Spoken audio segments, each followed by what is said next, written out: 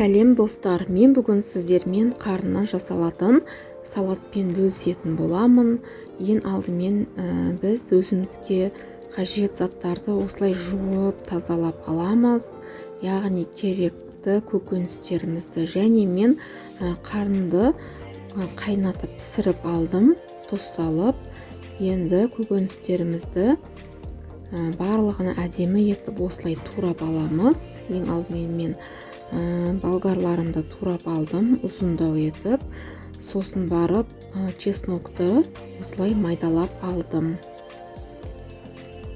Пиязымызды да жіңішке етіп турап аламыз. 2 пияз салдым.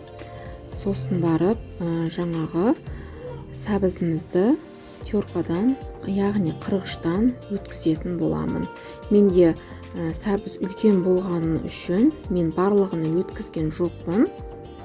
Осылай жартысын алып қалдым. Енді жаңағы көк пиязымызбен, яғни кашниш дейміз ғой, свежий, сол жаңағы керек зелендерімізді турап аламыз.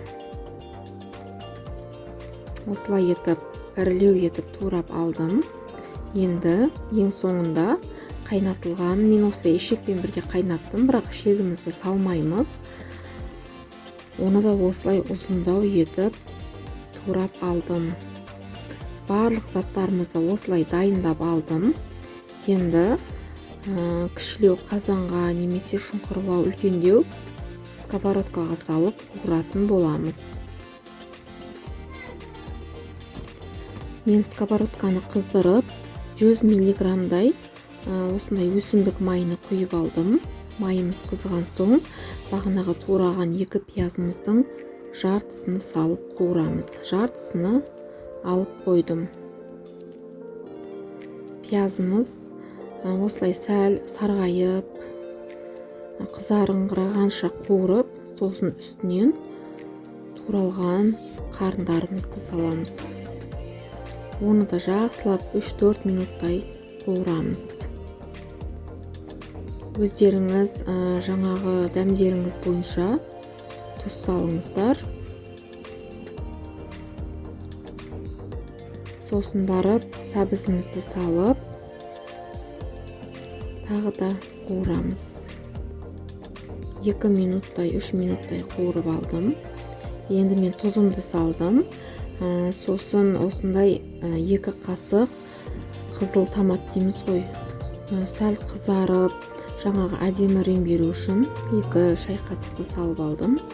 Сосын барып осы болгарларымды салдым. Болгарларды салған соң көп қуырмаймыз, және майдаланған чеснокты салдым. Чеснок пен болгарымызды салған соң 1-2 минуттай араластырамыз. Сосын барып көкөністерімізді, бағанағы алып қойған пиязымның жартысын осылай салдым.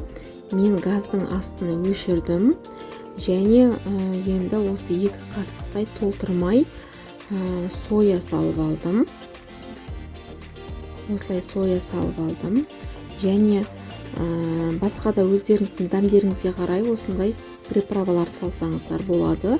Мен 1 қасық паприка мен 1 қасық ащы бұрыш салдым.